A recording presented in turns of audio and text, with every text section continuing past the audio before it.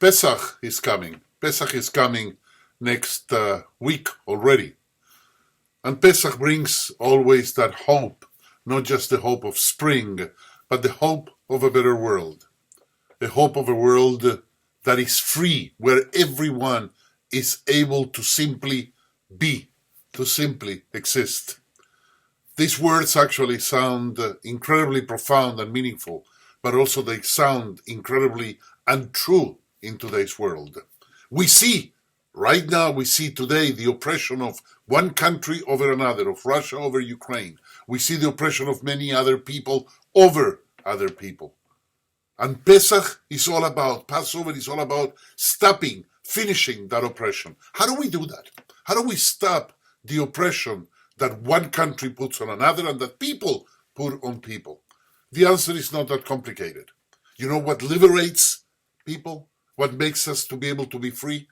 Is how we act. Are the acts of gimilut chasadim, act of compassion, act of kindness, acts of love that will free the world. It is our responsibility on this Pesach to commit ourselves to make this world free with acts of love.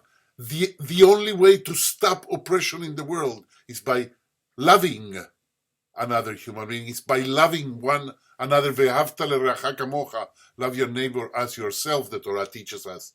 When are we going to act on that? When are we going to behave like that? When are we going to be able to see the other person like we see ourselves? You know, our prayer book says, when will redemption come?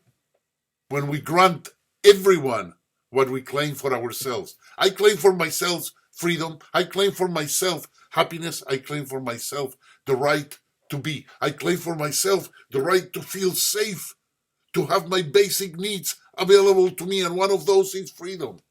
When we give to everyone what we claim to ourselves, only then freedom will exist. I hope and I pray that this Passover will not just be a moment of gathering together, not just a moment of being with family, with friends, but a moment to really commit ourselves to make this world a better place by acting with kindness, with love. And those acts, they don't have to be that tremendous that they change the world. They can be a smile, they can be a helping hand, they can be I understand what you're saying. I maybe can see your point.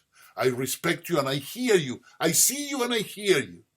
I not just disagree with you and therefore I'm going to exterminate you. Seeing the news about what's happening in Ukraine truly breaks my soul. Truly makes me doubt about the goodness in humanity. Not because of what only the Russians are doing, but also for the rest of the world. How are we ignoring it? And I know, what can we do? We can't just go the whole world and bomb Russia and erase it from the map. That's not the solution. The solution is to stop putting people in power that think they own the truth. The solution is to stop putting people that they can tell others that they are wrong and therefore they need to be exterminated. We already saw it more than once in history, not just in World War II with Hitler. We saw it much before, and it has happened to Jewish people all throughout history. And now it's happening to the rest of the world. Well, once again, the challenge for the world is not to remain silent, and we are not. The world is not remaining silent. The world is remaining a little bit afraid of taking serious action because it could be a very disastrous and complicated event if that were to be the case. But Pesach, this is a time when we, as Jews, promise ourselves that we will not be indifferent toward other people's oppression. And yes, and we have helped. Our congregation, Temple Havodah, has given close to $1,300 just in donations to go and help people in Ukraine. It's all what we can do. Nobody's asking that anyone should go and fight. No, but that we should continue giving?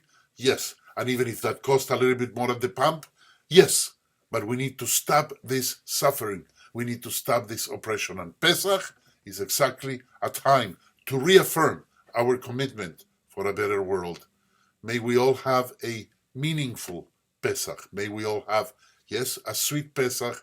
May we never, on this Pesach or ever, close our eyes to the needs of those who suffer. May this Pesach be the last Pesach that we ever need to fight for freedom. May next year, may we all be free.